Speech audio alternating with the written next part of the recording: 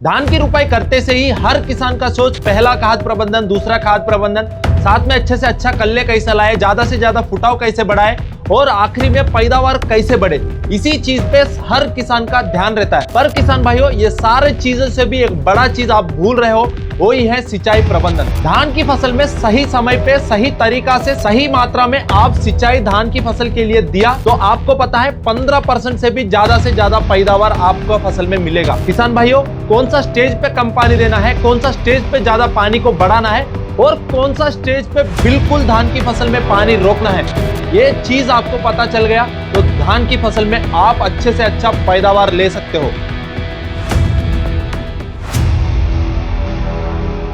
नमस्कार किसान भाइयों, कात्यायनी ऑर्गेनिक्स यूट्यूब चैनल पे आपका स्वागत है। अभी तक चैनल को सब्सक्राइब नहीं किया तो जल्दी से जल्दी सब्सक्राइब कर लीजिए और जरूर ये वीडियो को एक लाइक दीजिए। तो चालू करते हैं वीडियो को। धान की फसल की बात करें तो किसान भाइयों, सबको पता ही है धान की फसल में कितना पानी लगता है। आपको ये बात पता है, एक पौधा को अपन पूरा सीजन में 80 से लेके 100 लीटर तक का पानी देते हैं, पर उसमें किसान भाइयों सिर्फ 20% का जो पानी है ना, वही पौधा ले पाता है। जो 80% का पानी है ना किसान भाइयों, वो पूरा वेस्ट हो जाता है। धान की फसल में अच्छा कल्ले बनना है और अच्छे से अच्छा फुटाव लाना है, आगे जाके अच्छे से अच्छा पैदावार लाना है आपका धान के फसल में, तो अच्छे से अच्छा सिंचाई करना पड़ेगा। तो किसान भाइयों, खाद तो अपन देते ही है, खाद देते हैं और रोग भी, कीट भी आया तो फसल में कीटनाशक और फफूंदनाशक तो देते ही है। पर किसान भाइयों, सिंचाई प्रबंधन भी सही समय पे करना जरूरी है। क्या है ना किसान भाइयों, धान की फसल है ना, पूरा 150 दिन तक का रहता है। वो लॉन्ग टर्म वेराइटीज है तो और भी ज्यादा रहता है। तो किसान भाइयों, ये फसल में क्या होता है, अलग अलग स्टेजेस रहता है।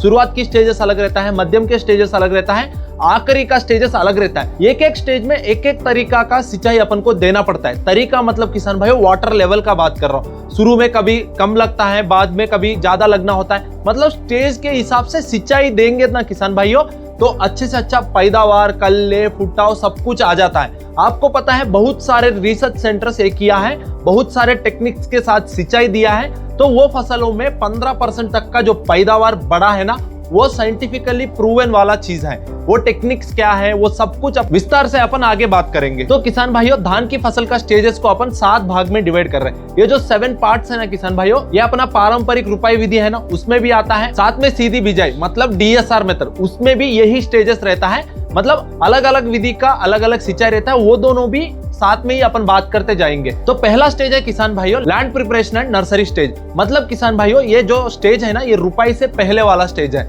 इसमें क्या है ना किसान भाइयों, अपन जो रुपाई करने से पहले जो लैंड प्रिपरेशन करते हैं ना किसान भाइयों, उससे पहले ही 2 से 3 दिन पहले अपन को सिंचाई देना होता है। वो भी किसान भाइयों 4 to 5 सेंटीमीटर लेवल पे अपन को पानी छोड़ना होता है और उसको 2 से 3 दिन के लिए फिर ऐसे ही छोड़ देना होता है। उसके बाद ही किसान भाइयों पडलिंग होना चाहिए, लेवलिंग होना चाहिए। उसका वजह से क्या होगा ना किसान भाइयों, जो जमीन है वो पूरा क्या हो जाता है, वो पूरा लूज हो जाता है। जब ये पडलिंग और लेवलिंग करेगा ना किसान भाइयों, अच्छे से अच्छा पानी उसके साथ मिक्स हो जाता है। और जब अपन रुपाई करते हैं ना, रुपाई करने के बाद जो पौध रहता है ना, वो अच्छे से अच्छा रूट ग्रोथ कर पाता है। मतलब जब सॉइल लूज रहेगा तो अच्छे से अच्छा रूट ग्रोथ होगा, वो आगे जाके अच्छे से अच्छा कल्ले बनने के लिए काम आएगा। अभी तक तो सारे किसान भाइयों रुपाई कर दिया होगा, फिर भी मैं आगे के लिए अभी से ही बता रहा हूँ। पर DSR का मेथड में बात करेंगे तो किसान भाइयों, DSR मेथड में 2 विधि रहता है। एक ड्राई सिस्टम रहता है, एक वेट सिस्टम रहता है। ड्राई मेथड में किसान भाइयों, आपको क्या करना है, बिजाई करने से पहले 3 दिन पहले ही आपको पानी ऐसा खेत के ऊपर छोड़ देना है। उसका वजह से क्या होगा किसान भाइयों, जमीन में अच्छे से अच्छा नमी बना रहेगा।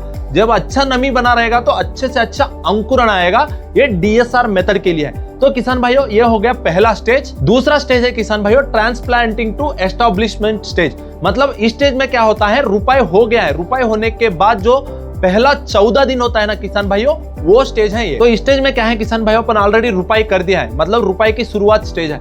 इस स्टेज पे आपको पानी जो रहता है ना, जो पानी अपन देते हैं ना, वो 2 सेंटीमीटर से लेके 5 सेंटीमीटर का लेवल पे रखना चाहिए और 5 सेंटीमीटर से ज्यादा लेवल पे नहीं रखना चाहिए। ज्यादा लेवल पे रखेगा तो पौध जो है वो पूरा पानी के अंदर चला जाएगा, फिर पौध मरने का चांसेस ज्यादा रहता है। इसलिए सिर्फ 5 सेंटीमीटर तक रखना है। और जब 5 सेंटीमीटर रखने के बाद किसान भाइयों, उसी 5 सेंटीमीटर लेवल को आप 10 दिन तक ऐसा ही मेंटेन करना पड़ेगा। उसके बाद फिर अगला स्टेज आ जाता है। और किसान भाइयों, इस स्टेज पे आप पहला खाद देना जा रहे हो तो उस टाइम पे आपको क्या करना चाहिए, जो लेवल ऑफ वाटर है ना उसको पूरा कम कर देना चाहिए। बस 1 से 2 सेंटीमीटर लेवल, उससे भी कम होगा तो चलेगा। उसके बाद ही आपको खाद देना होता है। ज्यादा पानी रहेगा तो क्या होगा, ये जो खाद जो अपन दे रहे हैं वो पानी के साथ पूरा मिल जाता है और उसको पौधा नहीं ले पाता है। इसलिए किसान भाइयों, जब पानी कम रहता है उसी टाइम पे अपन को पहला खाद देना चाहिए। या तो आप स्टेज पे भी दे रहे हो या दूसरा स्टेज पे भी दे रहे हो, कुछ भी स्टेज पे दे रहे हो तो ये एक चीज ध्यान रख लीजिए। तो डीएसआर के बारे में बात करेगा तो किसान भाइयों, पहला 15 दिन में क्या होता है, अंकुरन वाला स्टेज चलता है। जब अंकुरन होता है ना किसान भाइयों, अपन ज्यादा खुला पानी नहीं छोड़ना है, सिर्फ लाइट इरिगेशन देने से अच्छे से अच्छा अंकुरन हो जाता है और अच्छे से अच्छा पौधे बाहर आ जाते हैं। और साथ में किसान भाइयों, उस टाइम पे बारिश हुआ ना, जो डीएसआर विधि में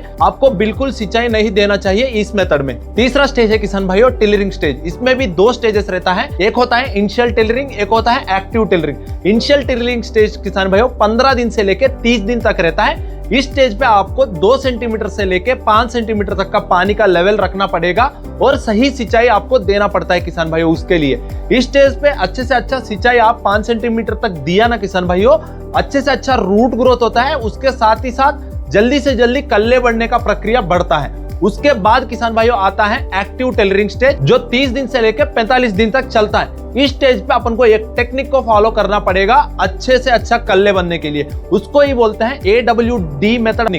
AWD किसान भाइयों, अल्टरनेटिव वेटिंग एंड ड्राइंग। ये जो AWD टेक्निक है ना किसान भाइयों, इसमें क्या करते हैं, अपन पहला सिंचाई दे देते हैं 5 सेंटीमीटर तक। उसके बाद ये जो 5 सेंटीमीटर वाला लेवल है ना, इसको 0 कर देते हैं। उसके बाद 1 से 2 दिन तक ऐसे ही छोड़ देते हैं, फिर उसके बाद सिंचाई देते हैं किसान भाई। ऐसा अपन को 45 दिन तक करना ही है। इसका वजह से किसान भाइयों अच्छे से अच्छा, ज्यादा से ज्यादा कल्ले बनने का चांसेस रहता है, क्योंकि ये अल्टरनेटिव वेटिंग एंड ड्राइंग के वजह से किसान भाइयों ज्यादा रूट ग्रोथ होता है और जो सफेद जड़ का विकास है ना, वो अच्छे से अच्छा होता है। आपको मैं पहले वीडियोस में भी बताया है, पहला 45 दिन में ही जो नए कल्ले बनते हैं ना, वो ही फाइनल होते हैं। उसके बाद कल्ले बनने का चांस नहीं रहता है।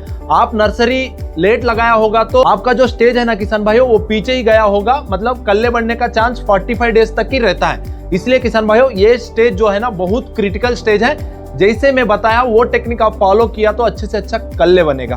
तो ये हो गया तीसरा स्टेज के बारे में। एक और बात है, तीसरा स्टेज में आपको क्या करना है ना, जो पानी आप दे रहे हो वो कंटिन्यूसली देता ही रहना है। जो वेटिंग ड्राइंग वाला चीज बोला है वो करना ही है, पर इतना भी मत करो जमीन सूख जाए, वैसा नहीं करना चाहिए। कभी भी जमीन में नमी बना ही रखना चाहिए। ज्यादा जमीन सूख जाएगा ना किसान भाइयों, जो कल्ले बने हैं वो सूख जाने का चांसेस ज्यादा रहता है। तो किसान भाइयों, ये हो गया तीसरा स्टेज के बारे में। अब चौथा स्टेज है किसान भाइयों, पैनिकल इनिशिएशन स्टेज, मतलब बालियां बनने वाली स्टेज। ये स्टेज ना किसान भाइयों 45 दिन से लेकर 60 दिन तक रहता है। इस स्टेज पे किसान भाइयों AWD मेथड जो मैं पहले बताया है ना, उसको बिल्कुल नहीं करना चाहिए।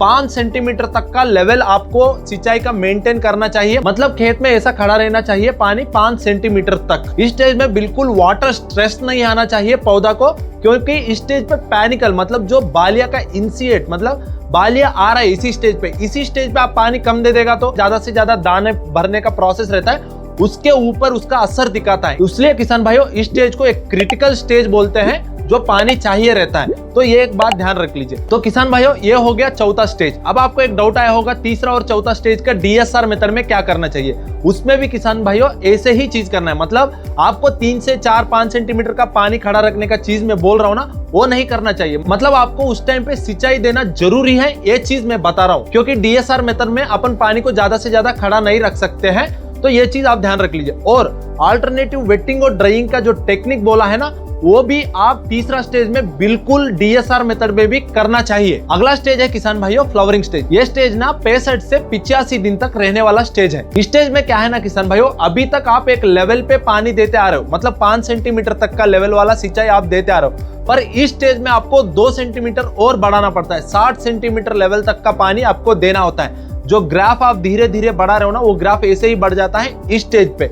इस स्टेज पे ज्यादा से ज्यादा पानी का रिक्वायरमेंट रहता है पौधा को। इस स्टेज पे क्या है ना किसान भाई, उसको ज्यादा से ज्यादा दाना बढ़ाना होता है, उसके लिए पानी का रिक्वायरमेंट ज्यादा रहता है। इसलिए आपको इस स्टेज पे 7 सेंटीमीटर तक का एक लेवल पे ज्यादा पानी देना होता है। वही आप DSR मेथड कर रहे हो तो जो पहले पानी देते थे उससे भी ज्यादा सिंचाई आपको DSR मेथड में देना होता है। अब बात करते हैं दूसरा स्टेज के बारे में। उसका नाम है grain filling to maturity stage. ये स्टेज 85 दिन से लेके 110 दिन तक रहने वाला स्टेज है। इस स्टेज पे जो धाना भरा है ना किसान भाइयों, वो मेच्योर होता है, मतलब वो बड़े बड़े होते रहते हैं। इस स्टेज पे आपको क्या करना है, जो ग्राफ ऐसा ऊपर गया है ना पानी वाला, उसको फिर अपन को नीचे लाना पड़ेगा। जो सिंचाई अपन देते हैं उसको थोड़ा कम करना पड़ेगा, फिर से 2 से 3 सेंटीमीटर पे लाना पड़ेगा।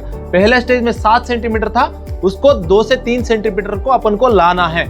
ये बात आप ध्यान रख लीजिए, आपको समझ आ रहा ही होगा हर स्टेज पे अपन पानी कैसे देते जा रहे हैं। जो लेवल हर स्टेज पे चेंज होता जा रहा है, ये चीज को आप नोट डाउन कर लीजिए, उसके हिसाब से ही आप सिंचाई धान की फसल में दे दीजिए। अब फाइनल एक स्टेज बचा है किसान भाइयों, उसका नाम है राइपनिंग एंड हार्वेस्टिंग स्टेज। इस स्टेज में किसान भाइयों 1 से 10 दिन के बाद वाला स्टेज है ना, उसको बोलते हैं। इसमें अपन को क्या करना है, हार्वेस्टिंग से 15 दिन पहले ही पूरा पानी को बंद करना है, कुछ भी सिंचाई अपन को नहीं देना चाहिए। क्योंकि किसान भाइयों आप उस टाइम पे पानी रोक देगा ना, तो दाना जो बन रहा है वो अच्छे से अच्छा मैच्योर हो जाएगा और हार्वेस्टिंग के लिए पूरा खेत जो है ना वो तैयार हो जाएगा। उसके लिए अपन को 10 दिन से पहले ही पूरा पानी को रोकना चाहिए, कुछ सिंचाई नहीं देना चाहिए। वो DSRB मेथड हो या तो पारंपरिक सीधी रुपाई विधि भी हो, कुछ भी हो, उसमें अपन को 10 दिन से पहले पूरा पानी को रोकना चाहिए।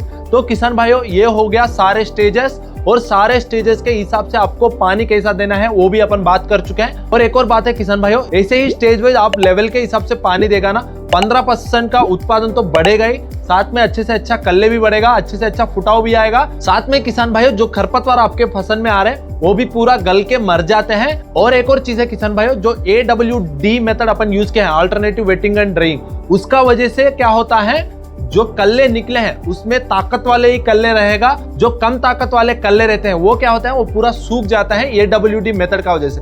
उसका वजह से जो एनर्जी पौधा लेता है ना, वो सही कल्ले को जाता है, उसका वजह से उत्पादन भी बढ़ता है। तो किसान भाइयों ये हो गया पूरा सिंचाई प्रबंधन धान की फसल में। आपको ये वीडियो कैसा लगा जरूर हमको कमेंट्स में बताइए। अपन मिलते हैं अगला वीडियो में, तब तक आप चैनल को सब्सक्राइब करिए।